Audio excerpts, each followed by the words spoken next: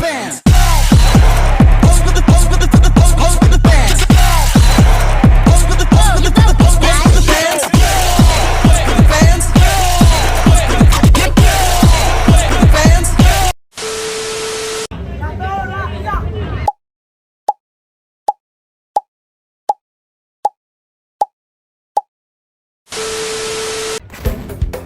Meriam Karbit merupakan tradisi turun temurun masyarakat Melayu di Pontianak, Kalimantan Barat yang telah berlangsung selama lebih dari 2 abad.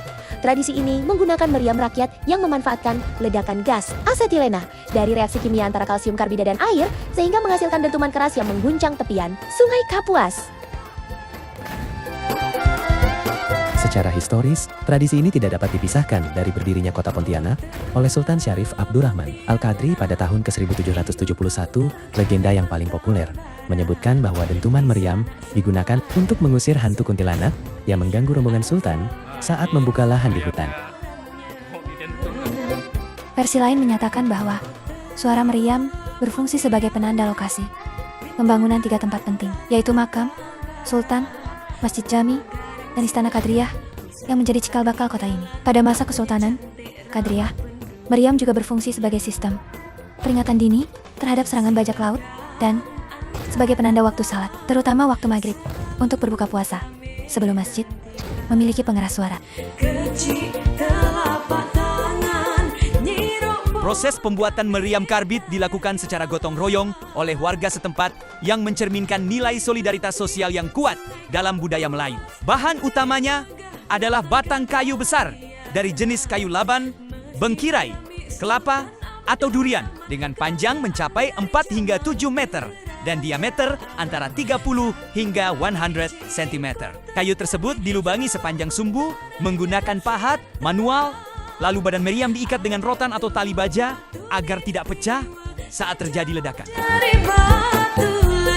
Batu karbit atau kalsium karbida dimasukkan ke dalam lubang, kemudian ditetesi sedikit air sehingga terjadi reaksi kimia yang menghasilkan gas asetilena. Setelah gas terkumpul selama beberapa menit, api disulutkan melalui lubang sumbu dan terjadilah ledakan keras yang dapat terdengar hingga radius 5 km meriam. Karbit dibunyikan 3 hari sebelum hingga 3 hari setelah Hari Raya Idul Fitri dengan puncaknya pada malam takbiran. Filosofi di balik tradisi ini sangat kaya karena dentuman meriam tidak hanya berfungsi sebagai hiburan tetapi juga memiliki makna spiritual dan identitas kultural. Masyarakat meyakini bahwa semakin keras dentuman meriam, semakin berkah kampung tersebut. Selain itu, tradisi ini menjadi ajang silaturahmi dan penguatan ikatan kekeluargaan antar generasi karena proses pembuatan dan pelaksanaannya melibatkan seluruh warga kampung. Atas dasar kekayaan budaya ini, pemerintah Indonesia telah menetapkan meriam karbit sebagai warisan budaya tak benda Indonesia. Pada tahun ke-2016, tradisi ini juga telah 2 kali meraih rekor Museum Rekor Indonesia atau MURI, yaitu pada tahun 2007 untuk parade 150 meriam dan pada tahun 2009 untuk parade 198 meriam, serta ditetapkan sebagai event kalender pariwisata nasional pada tahun ke-2023.